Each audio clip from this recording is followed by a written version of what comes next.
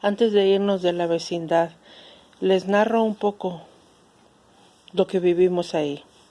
Después de que Meche y yo tuviésemos ambas nuestros hijos, había una señora. Meche y yo no llegábamos ni a los 28 años, y esta señora se veía que tenía más de 30 y tantos. Entonces ella tiene su bebé y de pronto viene y nos dice que se va a ir a su pueblo porque le habían hecho cesárea. Como vivía sola, no tenía quien la atendiera y se iba a ir porque se sentía mal. Se fue, no nos dijo dónde vivía, y tiempo después le hablaron a la dueña de la vecindad y le dijeron que la señora en el camino se le habían abierto las heridas porque era cesárea y murió. Quizá ella ya había sentido o no sé, pero el hecho es que ella se había ido, como quien dice, a morir a su pueblo. Bueno, había una vecina que por su, así como se veía y por cómo se le oía la voz, se supone que era adicta. Ella tenía una niña de menos de 2 años. La niña usaba pañal. Yo cuando regresaba del trabajo, porque en la mañana pues cuando me iba estaba oscuro, cuando regresaba del trabajo yo veía cómo esa niña andaba entre el basurero. A veces andaba con pañal, a veces andaba desnuda. Entonces yo la agarraba y se la llevaba a su mamá. Y cuando lo hice la primera vez, su mamá me gritó de cosas y me dijo que qué me importaba, que cuidara a los míos, que en qué me metía. Pero a mí me daba mucho miedo porque esa niña andaba entre la basura. Yo pensaba si se va a cortar un pie ahí, si un perro la va a atacar, o hay animales feos ahí entre la basura, o la niña come algo que le haga daño. Además, a veces andaba sin pañal, y por lo que a mí me había pasado ahí de la amenaza, yo tenía mucho miedo por esa niña, pero bueno, no sé qué habrá pasado con ella. Yo ya no me quise meter porque pues no sé, no quería problemas con esa señora. Luego un día nosotros, mi esposo y yo, nos quedamos dormidos, teníamos mucho calor, nos quedamos dormidos en el piso. Miren este piso verde que se ve aquí con blanco. Abrimos la puerta, toda esta puerta la abrimos toda y nos quedamos ahí acostados para que nos entrara un poco de fresco. Nosotros todavía, ¿verdad?, pensando que había gente buena y bueno, en fin. En la mañana, cuando nos levantamos, íbamos a ir a almorzar. Era fin de semana, ya nos habían pagado. Y buscamos nuestras carteras, yo mi bolsa, mi esposo su cartera y así. Y no había nada. Seguramente alguien se había metido, es lo que pensamos en la noche, pero ¿quién nos manda a ser tan... Ay, no sé. Entonces nos despertamos, no había cartera, no había dinero, pero nosotros siempre teníamos un dinerito por allá guardado. Nada más se llevaron lo que estaba a la vista, lo guardado no. Y bueno, ya agarramos nuestro dinero y nos fuimos y le dijimos a la señora, la dueña de ahí, y sí, unos días después, atrás de nuestro cuartucho, atrás en un patio baldío, apareció la cartera de mi esposo con todos sus papeles. Sospechábamos de alguien, pero no quisimos decir nada porque era una persona muy agresiva y en drogas, entonces no quisimos decir nada. Nosotros vivíamos entre 2 personas. Una era una señora que ya se veía mayor de edad con su esposo, que se veía más joven que ella, y tenía 3 hijos, seguiditos los 3, puro varón, no tenía niñas. Y ella... A mí, yo siempre he sido bien busga, pero aparte me gusta ayudar a las personas porque ella no trabajaba, nada más el señor era mesero. Entonces yo le decía, porque ella guisaba muy bien y yo le compraba gorditas de azúcar, gorditas de harina de azúcar que son una delicia acá en la frontera, y ella las hacía muy ricas y le compraba muy seguido. Y en tiempo de frío hacía buñuelos y le quedaban deliciosos. Le compraba yo bastantitas gorditas y buñuelos porque me gustaban mucho, y a veces yo llevaba para invitar en mi trabajo, y nosotros comíamos mucho de dulce, así que pues le compraba bastantito.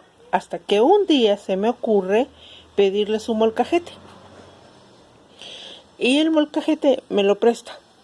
Me lo llevo a mi cuarto y yo siempre, cuando me prestan algo, ya sea cuando lo traigo o cuando lo regreso, lo lavo.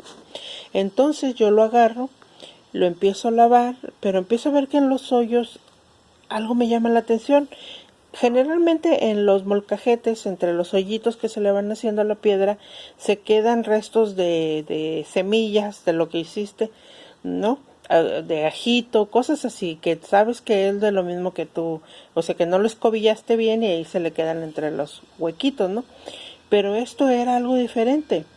Entonces yo me acerqué, lo vi bien y le dije a mi esposo, por favor dime que no es lo que estoy pensando. Y viene y me dice, no, es que sí es lo que estás pensando. Eran cucarachitos. El molcajete de la señora estaba lleno de cucarachos. Por dentro, o sea, donde se muele el, el mortero, o sea, la piedra que muele, y por abajo lo volteé y sí, por atrás también tenía. O sea, era un pinche cucarachero. Y dije yo, ok, somos pobres, vivimos en la pobreza, está aquí todo bien viejo, todo mugroso, pero ya pobres y mugrosos, no, ya no. Le regresé a la señora su molcajete, no, obvio, no lo usé. Y ya nunca más le volví a comprar nada porque sí me dio mucho asco. Pero yo no le dije nada. Porque así soy, ya ven, voy por la vida haciendo eso. Y entonces, todas esas cosas nos sucedieron, pero esta fue la más trágica. Mi esposo no pudo haberme nunca culpado de eso porque él se fue antes a su trabajo. Esto pasó todavía cuando yo era de sindicato, pero lo quise dejar al último porque siempre si han seguido mis videos ya han notado que yo pasa algo y quiero inmediatamente huir de ahí, del problema, a dar otro paso, olvidarme de eso, ¿no? Bueno, pues resulta que mi esposo se fue temprano al trabajo. No sé por qué, o si se iría a otra parte, no lo sé. No me tocaba llegar todavía a mí cuando yo estaba en el sindicato. Entonces deja a mi hijo que andaba en su andadera, andador como ustedes le quieran llamar. Ahí disculpen los pelos, pero eso le tocaba a mi esposo antes de irse y no lo peinó, por lo que veo. Pues ahí anda mi hijo. Si se fijan bien, el andador tiene, cuando metes tus patitas, pues ahí queda un hueco grande, ¿no? Es bastante amplio ahí. Pues este niño, no sé por qué, se metió por el lado de donde van la pata. Todo su cuerpo se metió por ahí y se estaba ahogando. Les dije que de un lado estaba una señora cochina, cucarachenta, y del otro lado era un tipo que manejaba peceras, ¿sí? Transporte público. Entonces, eso fue lo que me contaron cuando yo llegué. Vi mucho movimiento y dije, ¿qué pasó? Es en mi cuarto. ¿Ya nos volvieron a robar o qué? No. Mi hijo había metido la pata en el orificio por donde había metido su cuerpo, en el orificio por donde van sus piernas. Por ahí se había metido todo su cuerpo y no podía salir. Mi hija que estaba con él hacía todo lo imposible por ayudarlo, pero ella era una niña de menos de 3 años y ella hacía todo lo imposible. Y dicen los vecinos que mi hija se puso a gritar, que le ayudaran, que su hermano se estaba muriendo, se estaba ahogando. Yo no supe de eso. Cuando llegué, la puerta estaba totalmente destruida. Ahí había unas mujeres cargando a mi hijo y calmando a mi niña, porque lo había salvado el señor el señor que maneja las peceras, y yo le agradecí mucho. Después, cuando llegó mi esposo, le dije, te fuiste antes. Yo llegué a tiempo, pero tú ya no estabas y no había nadie quien cuidara aquí a los niños y tú te fuiste. Pudo haber ocurrido una tragedia, pero gracias a Dios, a la palomita blanca y obvio a esta niña valerosa, que es mi hija, la Beri.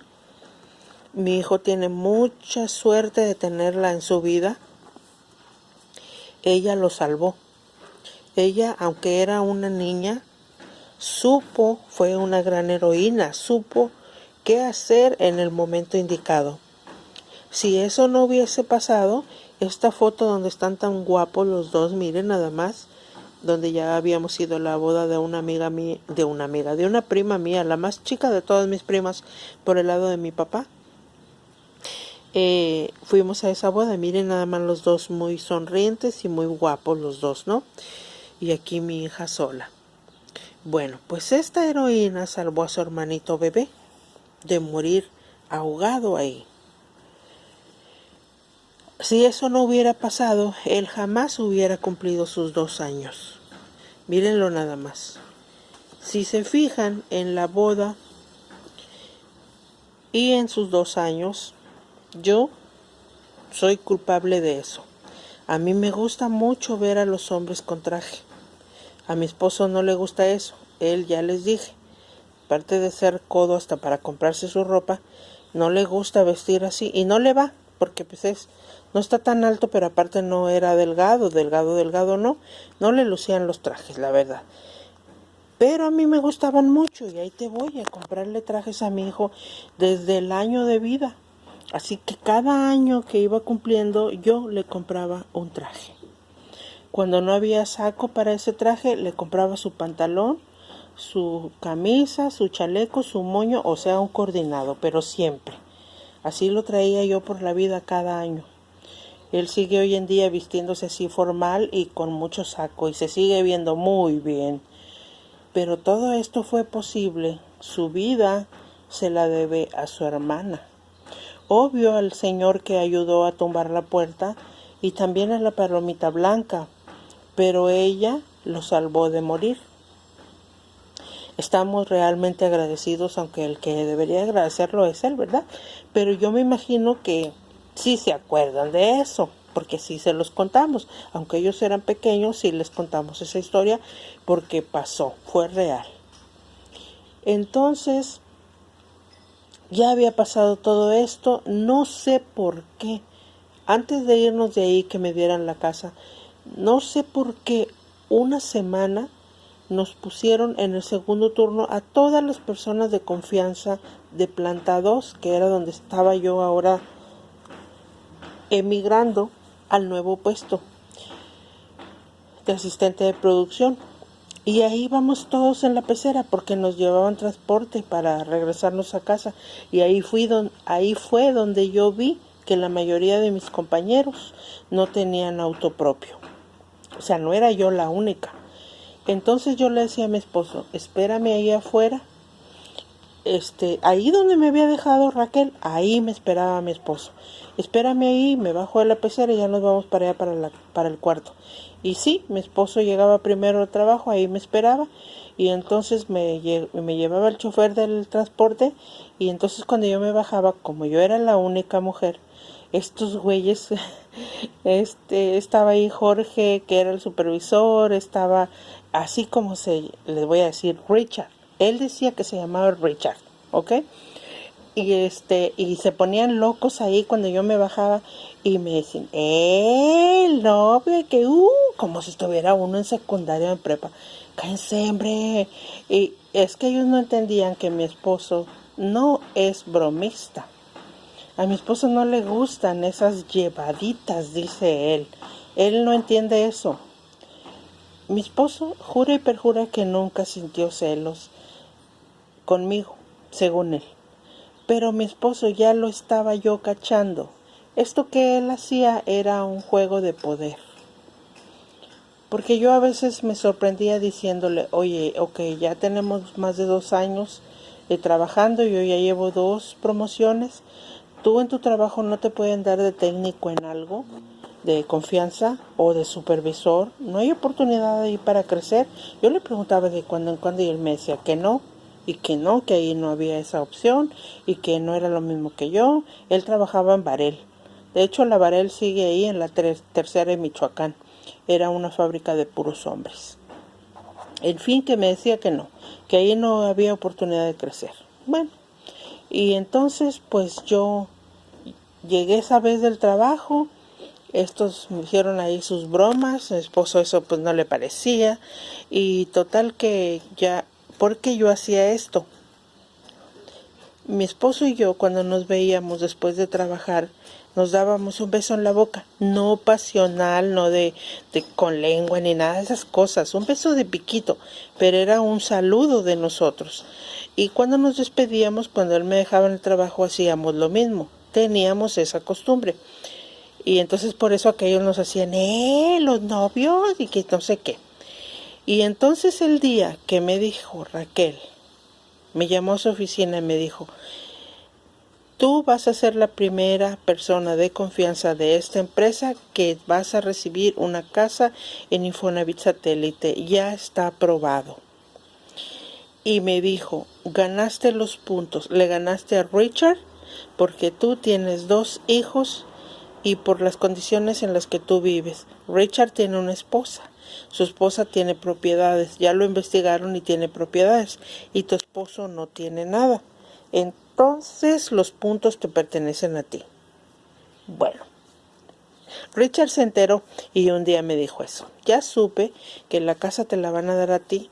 Bueno, te la ganaste porque yo nomás tengo un hijo, tú tienes 2. Yo vivo en una casa pues de mi esposa, pero pues ella tiene propiedades y me friego yo. Y pues tú no tienes nada y tu esposo tampoco. Bueno, ni modo. Pero sí como que le caló porque él sí quería una casa para él, no que fuese de su esposa. Más tarde yo entendería ese sentimiento. En ese momento no lo entendí, pero más tarde lo entendería. Entonces, pues yo ya estaba lista para salirme de ahí, para irme a otro ambiente, a algo mejor. Y sí iba a ser algo mejor por un tiempo, pero ya ven que yo siempre ando así. Si de verdad mi abuelo fue un gitano, pues tal parece que yo estaba haciendo lo mismo que él. Cada que había algo, hay que cortar y buscar algo más. Ya verán que sí, siempre, bueno, no sé a esta edad, no sé qué me falta, pero siempre fue así. Un ir y venir, un terminar aquí y empezar otra cosa. Bueno, hasta hoy el capítulo. Mañana empezaremos en Satélite. Hasta mañana. Gracias por estar ahí.